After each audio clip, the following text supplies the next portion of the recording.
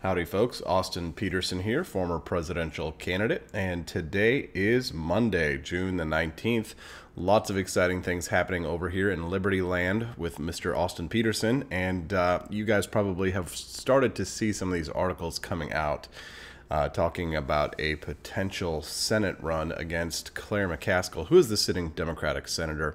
And I have been, sort of what we call testing the waters, just seeing if there's enough support out there for something like that. We haven't made any official announcement yet as to whether I would run, and if I do run, which political party I would run under. That's why I've been making many of these calls, because I don't think it's wise to just necessarily go out and make a run just to showboat. You ought to be able to get enough support out there. This is a representative government, which means that you're going to go out and represent the interests of voters and represent the interests of the citizens of your nation. And that's what I'm trying to find out are there enough people out there who would like to see me represent them? And specifically the people of the state of Missouri. But of course, a Senate seat, a federal Senate seat, is one that would necessarily represent the interests of all Americans, because senators do vote on federal legislation that affects the entire country. They vote on treaties. They vote on Supreme Court picks. And it's a very important decision, and that's why I'm, what we call testing the waters right now. Essentially what it's called really is an exploratory committee. And, I think that there's a possibility I could run.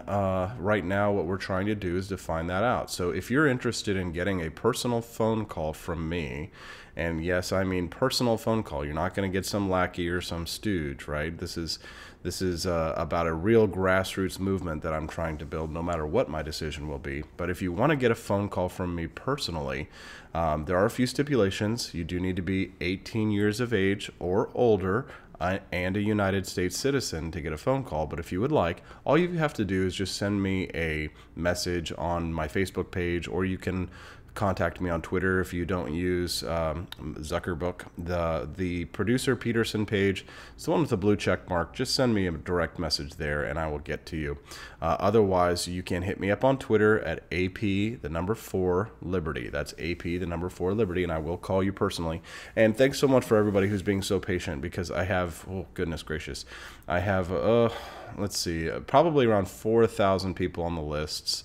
I've made around 3,000 calls, and then of course, maybe 2,000 of those people have actually answered the phone call, because a lot of people don't answer the phone. Maybe I got them at the wrong time, which is why it helps if you send me a message and your phone number. Also include your email address and a good time to call, and I'll do my best to try and call you within that range. Sometimes it's hard. Some people are like, call me anytime. Other times people are like, you may call me between this and this time zone, and it gets a little tricky and tough. So I'm doing my best to get to everyone. Thanks so much for the patience, the people who haven't been called yet. But I do have lots of interesting questions. I have some interesting news that I can't share in a public format like this, but I think you'll be really excited to hear what we're up to. All right, let's get to the news. So I saw a story this morning that I thought was really cool. And, Roger Stone is to some people a hero, to other people a villain. And to me, I think he's a little bit of both. He's absolutely terrifying. If you're ever going to run against Roger Stone, or a guy who's working for Roger Stone, you're in big trouble. But there's a Netflix documentary that I watched recently on Roger Stone, which I would highly recommend to anyone who's curious. He's very much a Lee Atwater type, right? He's kind of the dirty trickster, the prankster, the politico, the consummate politico, really. Roger Stone has been in libertarian conservative politics. I mean, he's showed up to libertarian national conventions. He's been the head of Republican Party movements. He helped Trump get elected. He's a Trump crony.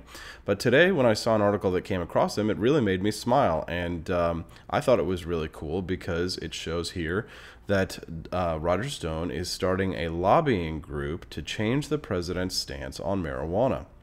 This is an article from Jeremy Burke at Business Insider.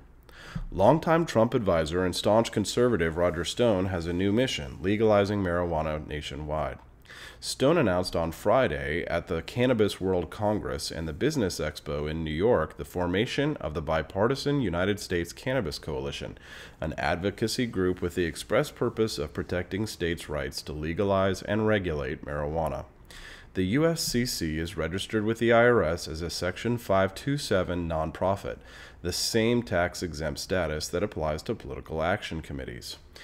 Quote, I am going to be working with a coalition of Republicans and Democrats, liberals and conservatives to persuade the president to keep his campaign pledge, Stone said in a talk on Friday, and to remind the president that he took a strong and forthright position on this issue in the election. Former Minnesota Governor Jesse Ventura will join Stone in the advocacy group, as well as a host of both Republican and Democrat political strategists. Stone pointed to the decreased rates of incarceration for low-level drug offenses and opioid-related overdoses in states that have legalized marijuana, along with the boon in tax revenue and job creation. During the campaign, Trump told the Washington Post that legalizing marijuana should be a, quote, state issue, and he expressed 100% support for medical marijuana in an interview with Bill O'Reilly in 2016.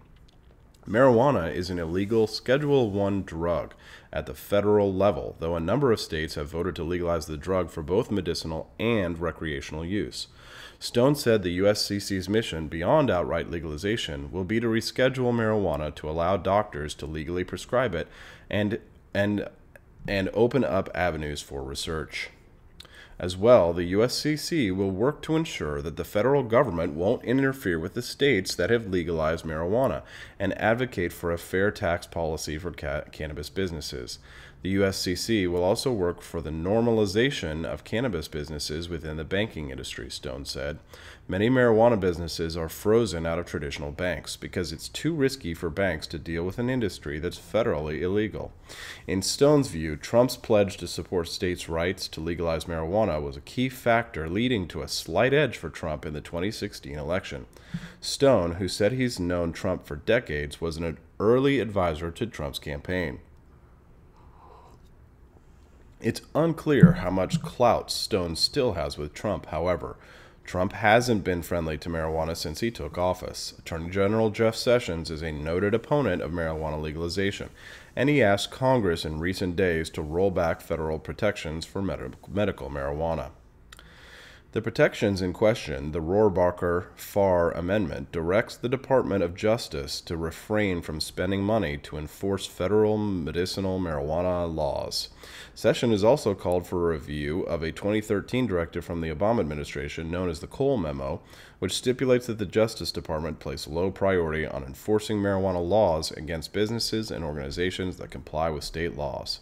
Quote, in all honesty, it's time for President Trump to tell attorney generals to cut the shit, quote, end quote, not my quote, Stone added. Stone also called out Homeland Secretary John Kelly, Homeland Secretary John Kelly, who has called for a federal crackdown on legal marijuana. Stone, who's been active in Republican politics since the Nixon administration, hinted that he believes there are enough votes in the House to pass an outright legalization bill, though the Senate would be much more difficult. It's our intention to identify, reach, and mobilize millions of pro-cannabis voters to urge the president to keep his word, Stone said. It's our intention to lobby the Trump administration from the top down to recognize the medicinal value and economic potential of cannabis. He also said that he's getting into the business himself. Way to go, Roger. He's growing a new strain of marijuana in California, noting that he has all the requisite permits called Tricky Dick, after his favorite president, Richard Nixon. Yeah, and if you guys don't know, he actually has a huge tattoo of Nixon's face on the back of his, on his back, in between his shoulder blades. Pretty funny. Though Nixon may be Stone's hero, he admitted that the Nixon administration ramped up criminal prosecution of drug users in the 1970s, which many say was the start of the so-called war on drugs. Quote, that was the most egregious mistake of his presidency, Stone said, though Nixon resigned during the Watergate scandal. Very good article, and it's nice to see Roger Stone standing up for a libertarian issue, and I'm glad that we're going to see it hopefully become a conservative issue. And this is the kind of thing that will get bipartisan support. It has been a little terrifying to see how much our Attorney General has been cracking down on marijuana. It's like you know, the 1970s all and 80s all over again. Like there's a little bit of reefer madness that's emanating from the office of the Attorney General. I wish that the government would please just focus on things that are real priorities for our nation and our nation's future, and stop cracking down on the devil's lettuce, because to me it is just such a tired old trope. I mean, marijuana no one has died from a marijuana overdose ever, ever, never, never, ever, ever. And truthfully, if you are a big supporter of the police, then you have to consider that, you're putting our men and women of our police forces in a lot of danger for not a lot of payoff.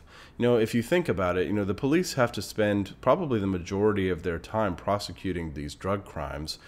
Many of them, many times they are victimless crimes, and they have to be put in danger because they have to bust the drug dealers, they have to bust the drug users, the buyers, the sellers. I mean, they have to bust everybody, and that puts them in a lot of danger, and I think it's unnecessary.